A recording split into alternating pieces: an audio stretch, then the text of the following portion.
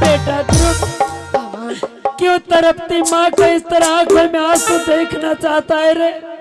मैं कह दिया था ना कि तुम्हें माँ के सिवा कोई पिता नहीं है।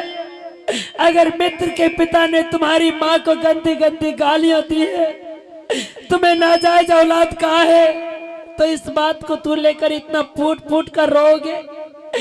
धन्य हो तेरी माँ जिस दोस्त की माँ ने तुम्हें इतनी पिटाई की। धन्य वह धरती होगा जहाँ तू घूमने के लिए गया होगा बेटा। समझ ले बेटा, इस संसार में तेरा पिता, घर, इच्छा, उद्देश्य सब कुछ है मेरे लाल।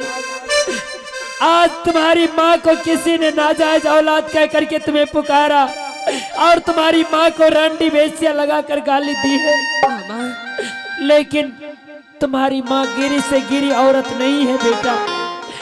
आज मैं तुम्हें सब बीती हुई कहानी बताती हूँ मेरे लाल।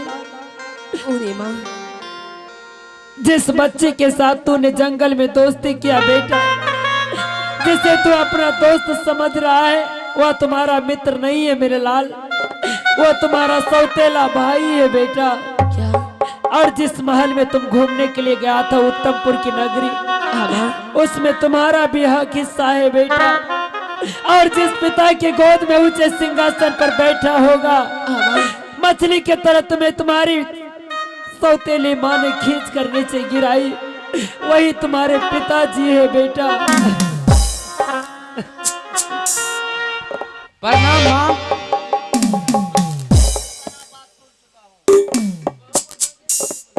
मैं सारा बात सुन चुका हूँ माँ।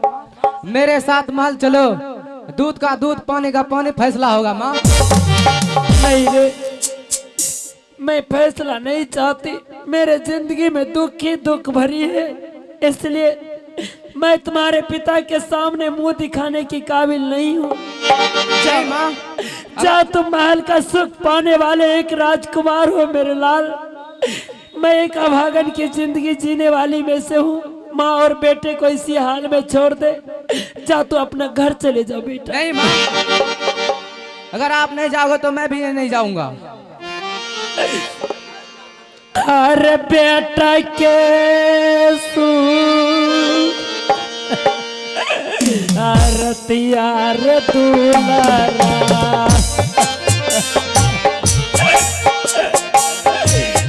देखिए का आजिए रे चलिए।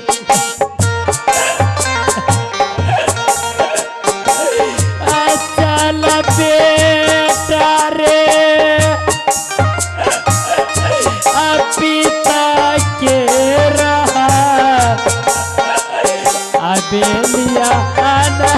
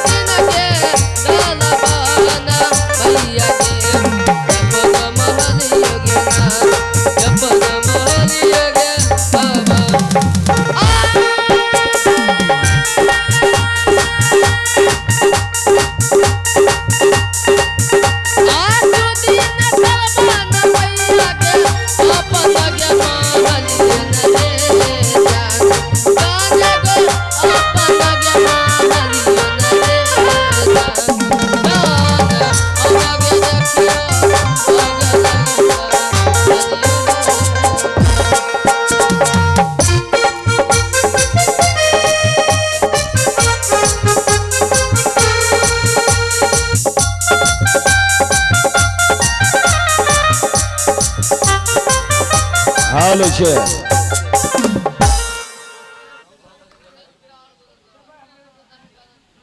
ना जाने उत्तम कुमार को क्या हो गया है जो हमेशा जंगल चला जाता है।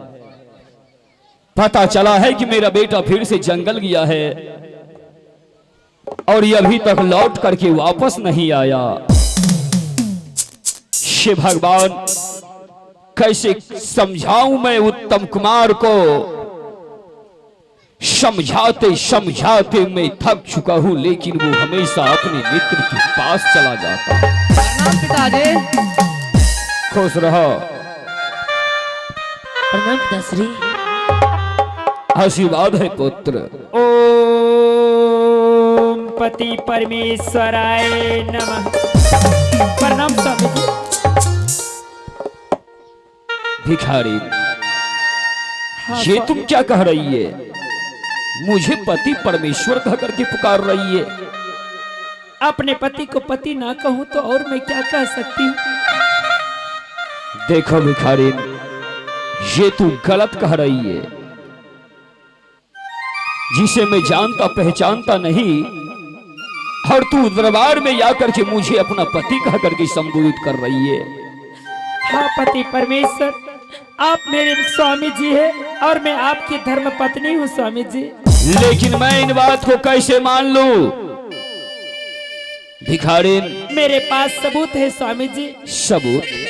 आज मैं आपके बीच आपका सबूत पेश करना चाहती हूँ, इसलिए कि बरसों पहले की याद कीजिए कि आप जंगल गए थे शिकार खेलने के लिए। शिकार खेलना छतरी का धर्म है भिखारी। और शिकार खेलते क्रम में आंधी तूफान की चपेट में आकर के आप पानी पानी कहकर मुरझाए जमीन पर गिर गए थे। उस समय में आपको पानी पिला करके होश में लाई थी और जब होश में आ गए, रात भर आप मेरी झोपड़ी में मेरे साथ ऐसो आराम किए और जब सुबह जाने लगे, आपने हाथों की सोने की मुद्रिका खोल करके मुझे आप दान दिए थे।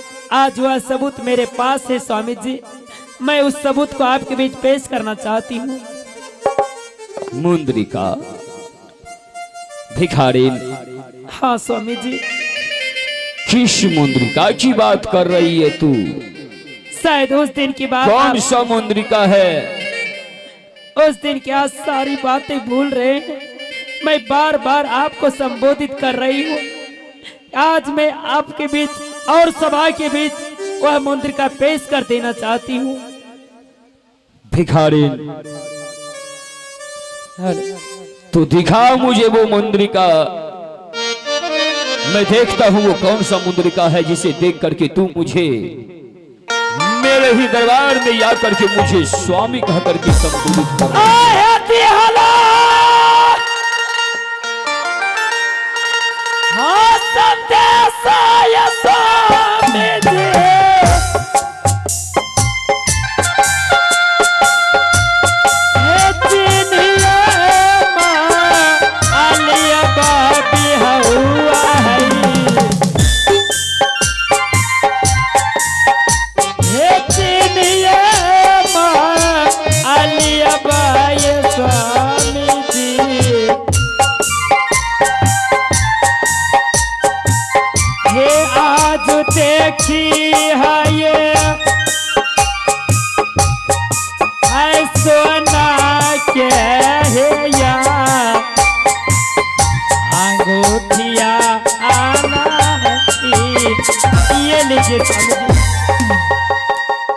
भगवान, तू बीच में क्यों घुस जाता है रे? तोरा सब चोरी पकड़ा गला। चोरी? हाँ। कैसा चोरी? जंगल जा जो शिकार खेल के लॉकडाउन तो रहे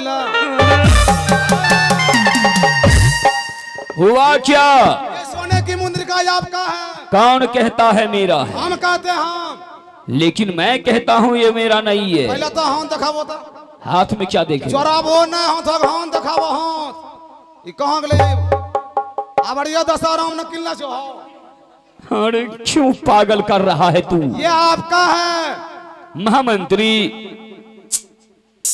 ये भिखारी जो कह रही है बात सत्य है। ये आपका है महामंत्री, मैं भी मानता हूँ मुद्रिका मेरा है।